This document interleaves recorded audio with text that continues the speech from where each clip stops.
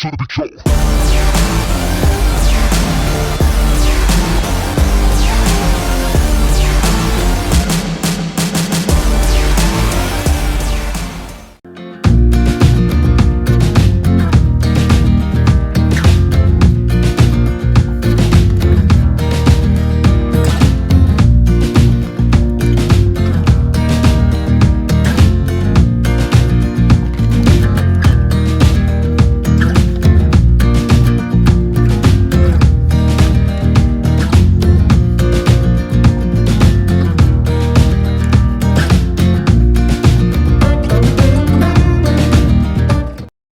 Hey, how you doing, everybody? I'm the Dr. Bob Lee from 107.5 WPLS and the Make the Grade Foundation for Education. You're watching Rude Rangers TV.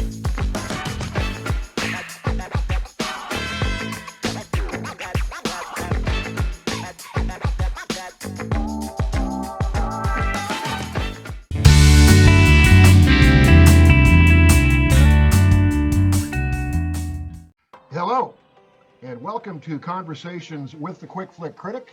I'm your host, John Smistad.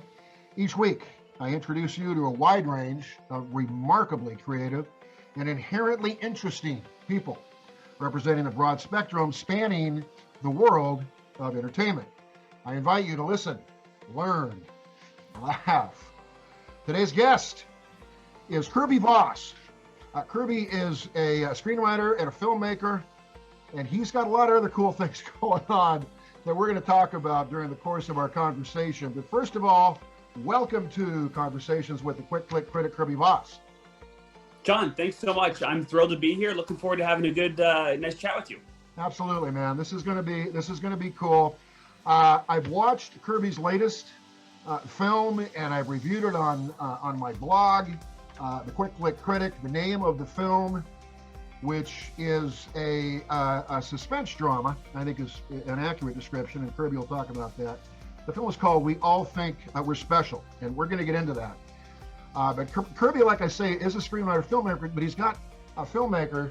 He's got a lot of other stuff going on. It's really, I think, interesting and compelling. I wanted to go back to when you first realized that you really love film. And this is interesting, and I've not seen this whole movie. I've seen parts of it. I've got to see the whole movie. For some reason, I thought the movie was like 3 hours. It's like an hour and a half. But in your bio that I discovered, it says, your life changed irrevocably when you saw Dr. Strangelove, or How I Learned to Stop Worrying and Love the Bomb, as a 14-year-old kid. Now, Dr. Strangelove, if you haven't seen it, is a 1964 black comedy. It skewers the United States USSR Cold War, which was in full raging mode at the time. The late great Peter Sellers, who is recognized as one of the greatest actors of all time, I still think he's underrated at that, plays 3 different roles in this film. Kirby, I'm going to shut up now and let you talk. You saw Dr. Strangelove, 14-year-old guy. What was the impact, and where did it take you from there? So even before that, I had been wandering my school library, and I was bored, and I saw a copy of a book called The Great Movies by Roger Ebert. And I said, okay, this sounds kind of cool. I like great movies. Who doesn't like great movies? And in it, he's got a collection of essays on some of the films that he thinks are the greatest of all time. And the essay for Dr. Strangelove just talked about how funny it was. And I said, well, this kind of sounds interesting. I'm always looking for a good comedy. So I ordered it from Netflix, and when I was doing that, Netflix was still mailing DVDs. So I got the DVD in the mail from Netflix. I popped it into my laptop. I have no idea what I'm doing. And I was just spellbound at how funny it was. Yeah. But on top of the entertainment value of the film, I think the film made a really compelling argument. Nuclear war in general, is generally started or instituted by male insecurity. Right? The men and the generals, the president of the United States, the premier of Russia, are all these really pathetic characters. And they're all just deeply insecure men who clearly have kind of this bizarre sexual dysfunction. And because of this, they're trying to overcompensate. And the only way they can overcompensate is through nuclear war. And to me, this was very funny. Especially when this was happening. This is the height of the Iraq War, the height of the Afghanistan War. There's a lot going on. Our nation was at war. And it was kind of a eureka moment for me when I realized, wow, film can be both very entertaining, right? Because I'd seen Transformers, I'd seen Batman, I'd seen entertaining film. But this was the first time I realized it could also be profound. It could be real art. It could be something that was more than just a diversion. And I said, I want to do this for the rest of my life. Wow. So that really started me on a journey. I'm very lucky in that I had that light bulb moment. Boy, no kidding. And then from that point, you went on to film school a few years after you were 14 and were inspired by Dr. Strangelove. You made a student film called Love Me True. I've seen the trailer. I've not seen the film. It looks really, really professionally made for a student film. And this really struck me. And this is a guy that I've talked about with other filmmakers because he's an indie film darling. He's a hell of an actor. He's been an A-list actor. He's been in big budget films, but he seems to have found his groove, and that's Eric Roberts. Eric Roberts is omnipresent, and I watch mostly independent films, Kirby, like yours, when I watched We All Think We're Special.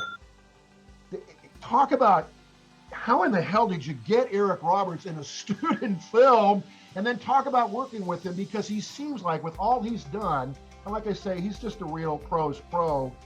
He seems very gracious and almost humble. Go ahead and talk about making that film. Again, the film is called Love Me True. You made it as a student filmmaker, and then working with Eric Roberts, if you would, please. Sure. So I'm afraid my biography kind of truncates some things. I've been blessed with an abundance of experiences. I went to Loyola, New Orleans for college, and it wasn't actually film school. I was studying English. They didn't have a film program, but I had read Robert Rodriguez's Rebel Without a Crew book. And he talks about how he made a film for $7,000 and got into Sundance. And I said, well, that sounds like a good idea. So I actually made my first feature when I was 18, and it was called The Pain of the People. Our entire production budget was like $200, right? I bought a little DSLR and didn't pay a single person, talked my way into bars on Bourbon Street and hotels on Canal Street, and we made this film. Cool. Showed it to 100 people, sent it to every film festival in the world, and everybody told me it was just terrible, except one person. Like, one person was like, okay, there might maybe be something here, maybe, like, come back to me with another script and you're a few years older. Yep. So I went off and I wrote the script for Love Me True. I was in college, I was heartbroken at the time, so I wrote a romantic comedy, right? Yep. Came to this producer and they got interested, so they agreed to finance the film. So we did have some financing, but that was only because I had already created a whole feature film. I mean, it wasn't a super abundance of financing, but it was enough that, like, we could make it a SAG film. We could, like, other people's money, yeah, get a real camera, right? It wasn't a ton of other people's money. I was working as a telemarketer the summer before we did it, right? So I'm still, washing cars, telemarketing, trying to make this film happen. Wow.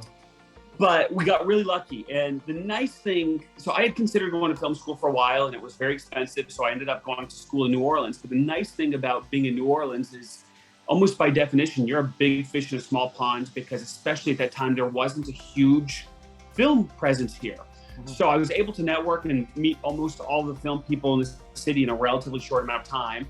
And you make friends, and a friend's friend had previously been an assistant director on a film Eric Roberts had done. So we had the role, we reached out. He was extraordinarily gracious. His team was really very friendly. I liked them a lot. I consider them friends now. Wow. He read the script, he liked it. We flew him down, and we shot him out in just a day, but we got what we needed. He's extraordinarily talented. It was a lot of fun working with him because, he'd previously done Dark Knight, and he was telling me he had just done Inherent Vice with Paul Thomas Anderson, who's one of my favorite directors. And this was like just ecstatically cool for me, right? Yeah. But we had a great time making that film, learned a lot. It's absolutely a student film, but it was a great learning experience. Boy, no kidding. You got financing outside of your own bank account, and you got a guy who, as my dad would say, has a pretty clear understanding of what he's trying to accomplish. In Eric Roberts, to be in your film, in your movie, that's a place somewhere beyond cool. So we move forward, and The movie that they released last year, 2021, that I've seen, it's available on Amazon, by the way, which is where I watched it, is We All Think We're Special. A lot of questions I have about the movie, a lot of questions about the movie, but is essentially about a raging alcoholic who has lost, as most raging alcoholics do, has lost the capacity to manage his own life. And he has a friend who cares about him and wants him to stop drinking.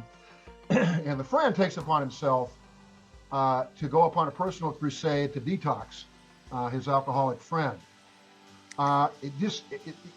You, as a filmmaker, I always say a filmmaker's claim, but you claim, the movie's based on a true event, on actual events.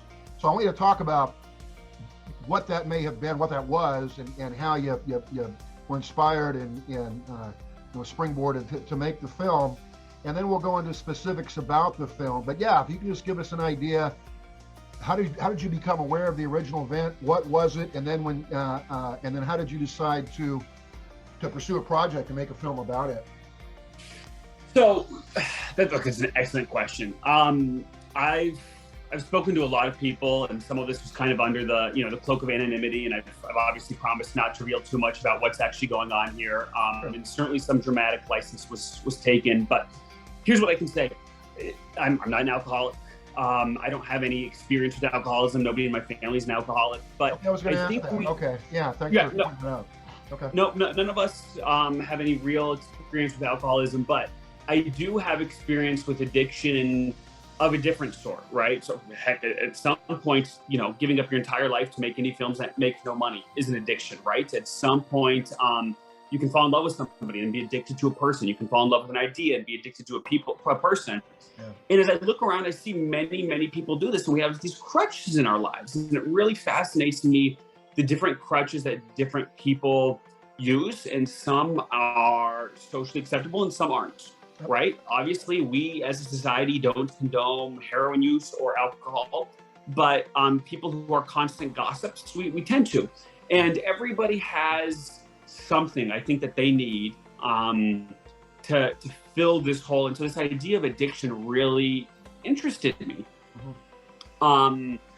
And then I threw myself into the research, right? I threw myself into alcoholism. I spoke to alcoholics. I went to meetings. I saw every movie I could, read every book that I could. But there's a documentary called Haircut, H-A-R-C-U or K-U-T, I think. And it's about heroin detox, actually. But it's one of the best documentaries I've ever seen, and almost nobody's seen it. It's a criminally underrated film. So I put it out there. If you are looking for a really, really good documentary, it's almost like We All Think We're Special, except it's real life. It's documentary. It was a bunch of friends who filmed themselves as they're trying to get their friends to detox from heroin. Wow. So I pitch that film whenever I can, just because I think it's criminally underseen. Yeah. But I really became fascinated with this idea of addiction. And look, I don't think my opinion of the film is any more important than anybody else's, but to me, the two main characters are really just different sides of the same person, right? What we're really looking at here is kind of a battle between the id and the superego, right? We're really looking at how a person is able to come to terms with who they are. Yeah. So I think we can look at the film through a couple of different lenses, but alcohol is really just the metaphor for what I think is a bigger battle that we all have inside of us. Yeah. Talk about the two principals in the film, because most people aren't going to know who they are, but talk about them by name, please, because they were both really good in this film. I hope they should get further work, because they're damn good performers. Thank you. I think they're both doing really well right now. One is my good friend William Mcgovern. He was actually the lead in my last film, Loving True, as well. So I'd worked with him before. He and I had a very good relationship. He's out in Los Angeles. He just had a nice role in a show called The Thing About Pam, which I think was on NBC. But there was a Renee Zellweger show. Absolutely. And he's doing very well. The other principal is my friend Jared Bankins. He lives here in New Orleans, and he was just he works constantly. He just had a really big role in a Pierce Bronson film, and he is doing he's a video game adaptation called Twisted Metal right now. And every time the guy texts me, he's working on something else. So they're both working pretty frequently, and I anticipate both of them to have very long and successful careers. Yeah. Were they on board with what you're? I mean, obviously you're running the show there with the film, but did they understand what you wanted to get across to us as an audience? I think so. So when I first met Jared, I told him that I wanted to do my vision of Persona, which was a film done by Bergman, a Swedish film that I really, really liked. I need to see it. And he immediately got that, right? He clicked with that immediately. Okay. And I think Will did as well, simply because we'd done a film together previously, right? So Jared's, I think, got more kind of visceral understanding of addiction, and Jared plays the addict in the film, right? So I think he's got an understanding of kind of how that works. Yeah. And because Will and I have such a good basis, I like to say that if the director's talking on set too much, he's made a mistake in pre-production, because you need to make sure the entire team is on the same page before you start filming. Great point. So for both my cinematographer and our production designer and my co-writer and certainly my actors, I had to give just shockingly little notes. Right? Because we had worked together, we'd spoken. I don't do rehearsals. We hadn't done any rehearsals. We hadn't done any camera blocking, but they knew the tone that I was going for. I had shown them 4 or 5 films, both tonally and visually, that I was going for. And I think that the majority of the director's work is going to take place in pre-production, right? You want to make sure that everybody's on the same page. And at that point, you just kind of let them loose. Understood, and you did a hell of a job of doing that, and obviously your two principal actors, everybody in the film was quite good, and the film is it's going to hit you pretty hard. You talked about filmmaking in Louisiana. I talked to some filmmakers recently who filmed in Louisiana. It seems like lately, and there's been films in the past, but lately, Louisiana seems to be a hot spot for making films, independent and bigger budget films. Obviously, the government of the state is all about, listen, we want you. We want you coming here making films. What we want is you're boosting our economy, and they seem to be ambitious and aggressive about that in Louisiana and perhaps in the New Orleans area. I've noticed in particular. Can you talk about Louisiana and the filmmaking industry marriage, I guess, now? It's actually spectacular, and I've been here pretty much for the whole thing, because there wasn't much when I first came here in 2010. But we have some of the most generous tax credits in the country. If you are coming here, you are guaranteed to get a very healthy return on your investment just from the state. My day job, I'm going to plug here. I am the executive director of a group called the Cool Cooperative, COOL Cooperative. Yeah. Oh, excellent. Okay. Yeah. And what we do is we help young people get jobs working in the film industry. We're a nonprofit organization, and we help young people work in the industry, and we've received tremendous support from the state government, right? The state has made it a clear priority. Louisiana started off as really only having 2 major sources of income, and that was, energy, oil and gas, and tourism. Yep. And the government has decided, I think with really good reason, to make the film industry a significant source of revenue. Right now, we make the 3rd most films in the country. My understanding is that New Mexico's 1, Georgia's 2, Louisiana's number 3. Wow. And we're hoping to continue growing that. Yeah, we're very proud of that. It's a filmmaker-friendly place. We've got a lot of talent here, and it's a lot cheaper to film here than it is in a lot of other states. Yeah, that's very cool. And obviously, Louisiana knows it's a great benefit to the state. And that's, has been happening, is happening now, but it sounds like it's going to become even more prominent moving forward, which is great for filmmakers all over, but certainly in the state of Louisiana. I wanted to talk about the Cool Cooperative, and I want to read the description off the website. Cool stands for Creating Outstanding Opportunities Locally. The Cool Cooperative is an organization dedicated to helping inner city youth, as you just mentioned, Kirby, with film industry specific workforce development.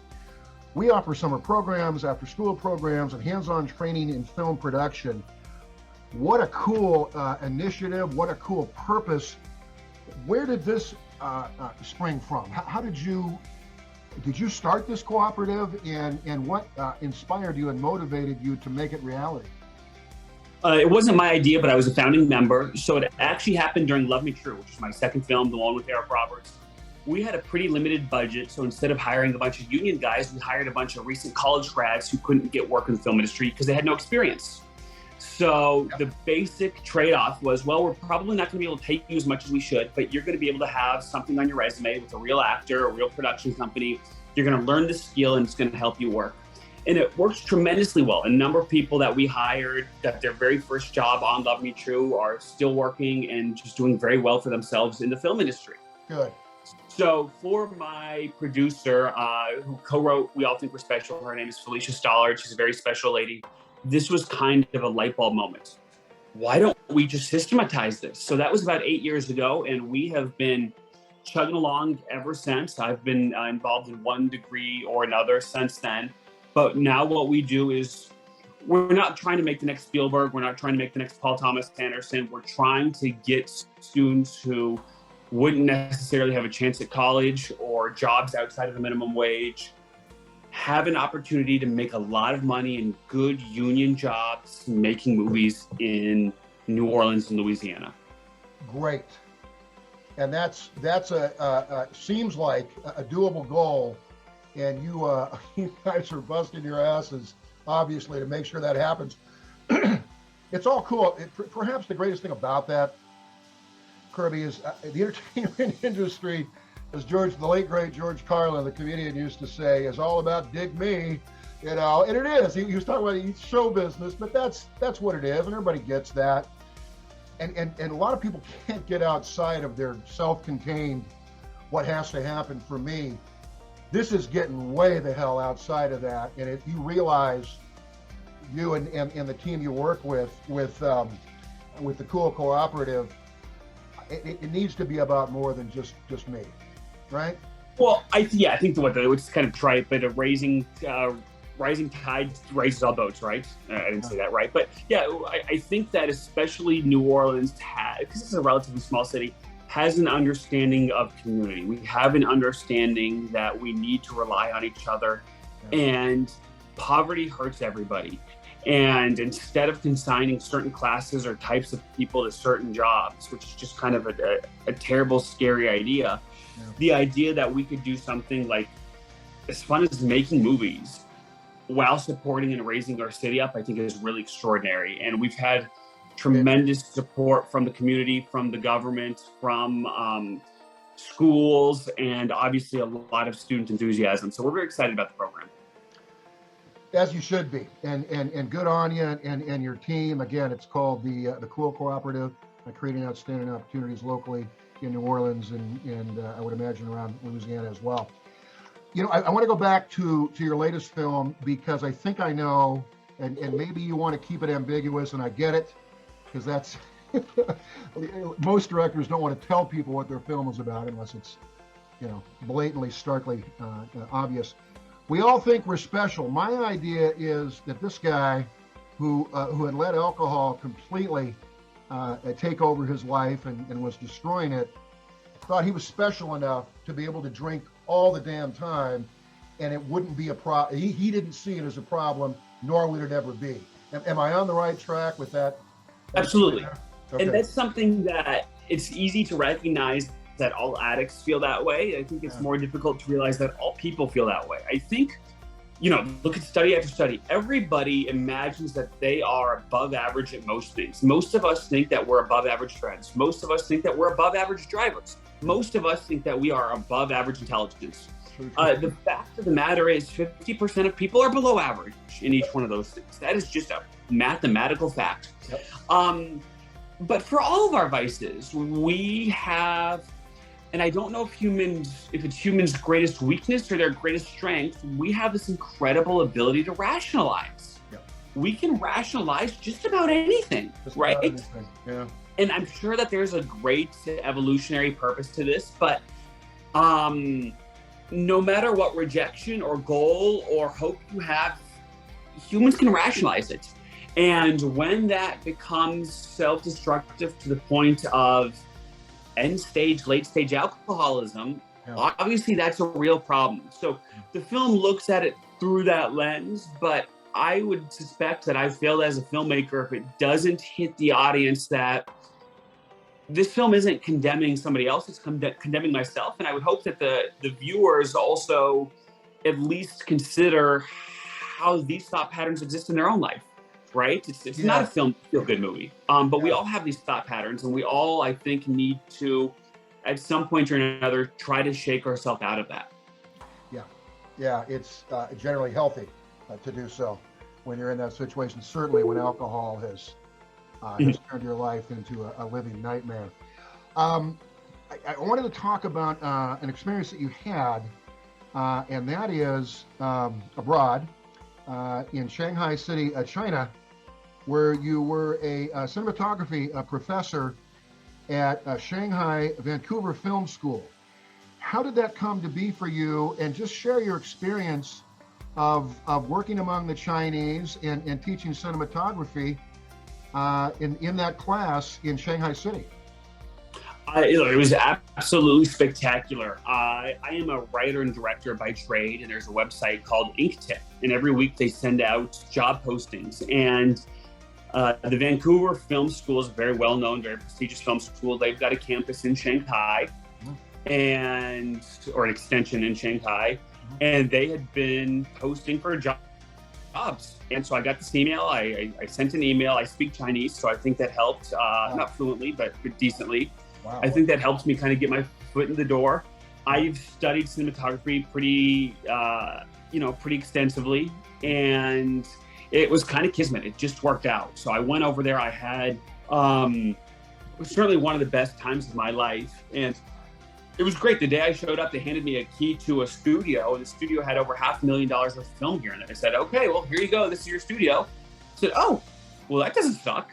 I'll take it, man. Yeah, I'll take it. Okay, works for me. All right. Yeah, Let's go. why not? Look, if this is a burden I have to carry, I'll carry this burden. I mean, looking back, it was a really privileged time because they paid for my housing, they handled all the visa stuff, and I just kind of woke up. I went to class, I taught, I studied, I made movies, I thought about film, and look, I love the people of China. I loved my time in China. I think it's a fascinating city. This was in, 18, obviously before the world changed, but technologically, they were about 10 years ahead of us, and it was just a really extraordinary and exciting time over there. Cool. And obviously, you know the climate between the United States and the Chinese government, the Communist government. As much as you want to talk about it, and if you don't, that's fine, I get it. But you've had personal experience that most of us will never have. What was the atmosphere in China as I don't know, as clearly as you can communicate to us if you'd like. And how did the Chinese people strike you? Because we lose sight all the time of the people who live in countries, i.e. Ukraine, and the guys, generally the guys who are running the show. Does that make sense to you? And what was your perception of what you saw in China? Yeah, so I am going to be a little careful with what I say here, but let me take a step back. I was fortunate enough to study abroad in Taiwan while I was an undergraduate. I actually wrote Love Me True in Taiwan. Wow. So if you're familiar with the geopolitical situation between China and the people, or Taiwan and the People's Republic of China, there's obviously a lot of tension there. But what I want to really emphasize first and foremost is your point about the people. And I love them. They are decent, good people who are welcoming and hospitable. Certainly there are cultural differences between Taiwan and mainland China, but in both cases I felt welcomed. I felt understood. I thought that people made an effort to understand my very bad Chinese. And the fact I that you would speak be in all honored. Kirby is awesome. But yeah, I'm sorry. Go ahead. Well, it's fun. I love learning it. Right. I think it's really fun to try and engage with a language that's just so radically different than anything you've experienced. Yeah. I would be honored, and I hope to visit both of those places again. Right. I really hope to visit both of those places again. Okay. I will say that my personal opinion of both the United States government and the Chinese government, not to make a comparison, but we both have work to do in terms of human rights. And I think that human rights are an integral and a valuable part of how we view the world as Americans. Human rights should be and are for us the primary consideration when it comes to how we form a more perfect society. I think that it doesn't matter what our GDP is. It doesn't matter what our geopolitical standing is. It doesn't matter, going back to Dr. Strangelove, how large our nuclear arsenal is. If we don't have an understanding of the other person as a human being, living a human experience with dignity. Yeah. Okay. And I think that we do ourselves a grave disservice if we forget that. So there's that. But I also believe very prominently that cinema is a tool for growth. Cinema allows us to see each other. Cinema is an ability, or is perhaps the preeminent way for us to recognize and be cognizant of the humanity of, kind of the other, right? Saeed's the other.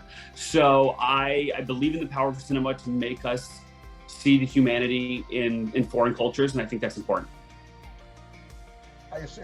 Very well stated, Kirby. And there's a few people on this planet who connect with and understand and agree with the essence of what you're saying.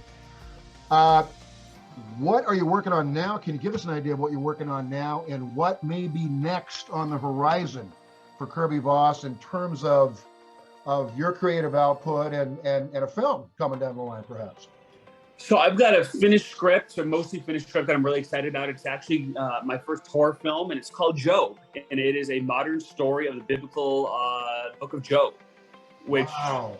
Okay, cool. Not to, from my own personal perspective of the religious story, if you're not familiar with it, God and the devil have a wager. They gamble over the fate of this man Job's soul, and God says to Satan, "You can torture this man as much as you want, and I am willing to bet that he won't renounce me." And so for the whole book, Satan just tortures this man. And to me, that's horrific, right? I think that most exegesis would say that this is legend, if not myth, and that there's a greater lesson here. But I think that if we're looking at it literally, it's horrific, right? And so I think that it really opens itself up to dramatic interpretation.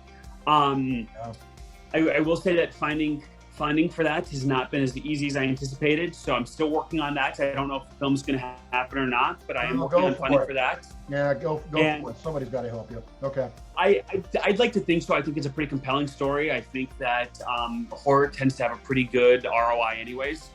And I'm also in my free time working on a kind of a mix between political thriller and a little bit of a satire on papal elections. Actually, what happens when a pope dies and how we elect a new pope, which is a very, I think, fascinating thing. It's highly orchestrated. It carries the burden of both political elections and, religion. And I think that there's a lot going on there that most Americans don't necessarily understand that makes for great drama. I love both of the premises that you just described for your future perspective films. And I'm not above any genre, but it doesn't seem like you're enamored by superheroes punching each other in the face.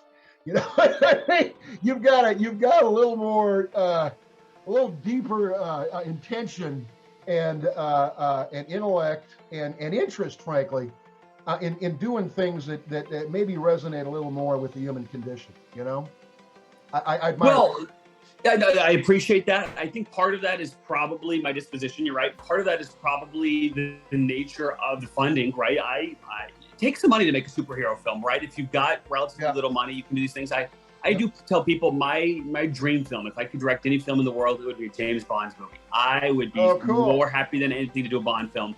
Good. But yeah, in general, if I could have anybody's career, it would be Paul Thomas Anderson's, right? I mean, it would be mine. But I think the type of scope and the kind of perspective and worldview that he has is something that, or Kubrick before him, I think, or Bergman, right? I mean, these are the types of filmmakers to which I aspire. You're not messing around with role models there. Yeah. No, I've been told often that I don't do myself any favors by picking my role models here, but that would certainly be the goal.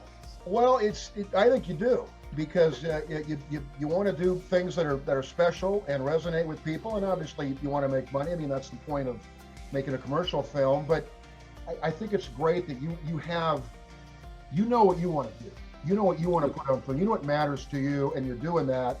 And your ideas that you've described, and I've watched one of your films, are fresh. Alcoholism has been dealt with before, not in the manner that you did it, and that's why it struck me. Thank you. Yeah, it did, as a film that's doing more than just showing a drunk guy who can't handle life.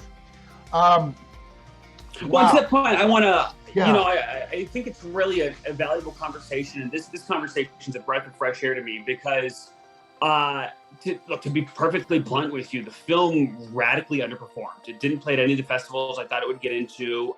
I'm really surprised by that, because I've seen movies, you know, and to each his own, and everybody perceives how they see a movie on their own terms. But this is really a good film. It's not my job to sell your film, but that's astonishing to me that a festival with all the festivals, that some didn't say, yeah, we want this as part of our lineup.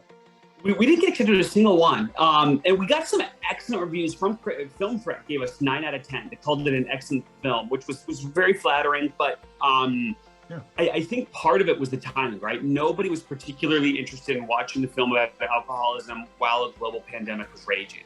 I kind of get that, right? I can appreciate that our film was like the anti-zeitgeist. But it has been really interesting to me. We released almost a year ago. Interest is starting to pick up. I'm having more people talk about it now than they did a year ago. And so it's really interesting to me that it seems like it's very, very slowly finding its audience. And I hope that continues. Yeah. But I will say I was kind of flabbergasted by our reception at the festivals. I was expecting something else. Yeah. And so it's interesting to me to see how that works. And certainly as an artist, right, learning to deal with that, and at some point brush it off, and at some point learn from it and move on, has been something that I've had to reckon with. Yeah. No, I don't blame you. This is your baby, and you created it. Again, it makes a difference to you. It matters to you deeply, and I think it sounds like it already is one of those films that's going to gain momentum as it's been out there a while, and hopefully people like me and other people who've seen it and says, listen, this is my opinion, certainly, but here's why I think this movie is worth your time and your investment on all levels. So all the best with that. I appreciate that. Thank you. Absolutely. And Kirby, all the best with your career moving forward. You've certainly got some interesting stories and interesting ideas bouncing around in your creative mind that I want to get out to us in motion picture form in the future. And that's a lot to look forward to. I want to thank you, Kirby, for being with us. This has been, I hope it's been fun for you. I've enjoyed it, and I know our audience I got a hell of a kick out of it too. John, this has been an absolute pleasure. Been the highlight of my week, and all I can say is that I'm looking forward, hopefully in the next 18, 24 months, coming back and discussing my next film. I don't know which one it'll be, but I hope to come back with a new film pretty soon. I hope both of those that you described. They both have really cool storylines and plot ideas.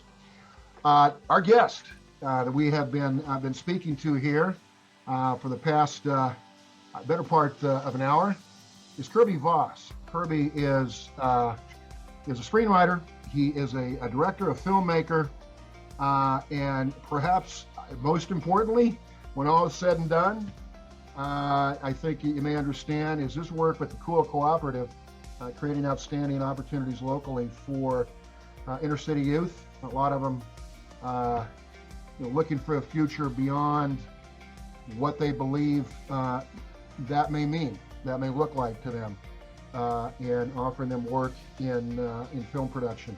And that is beyond a worthy cause. That is, I think, in many respects, vital. Kirby Voss, again, has been our guest. That will do it, then, for this episode of Conversations with the Quick Flick Critic. Thank you for watching. I am your host. My name is John Smistad. The show live streams every Tuesday at 7:30 p.m. Eastern Standard Time on Rude Rangers TV. And also want you to be aware that you can download the Rude Rangers Unite app on really pretty much any platform that's available to you. Some of the more popular ones, obviously, Roku, Amazon Fire TV, Google Play. Again, the app is Rude Rangers Unite, and you can watch Conversations with the Quick Click Critic live as well through those apps. Again, every Tuesday, 7:30 p.m. Eastern Standard Time. So, until next time, listen, learn, especially in today's world, really the personification of any point in time in our world, but certainly now, laugh. Goodbye, everybody.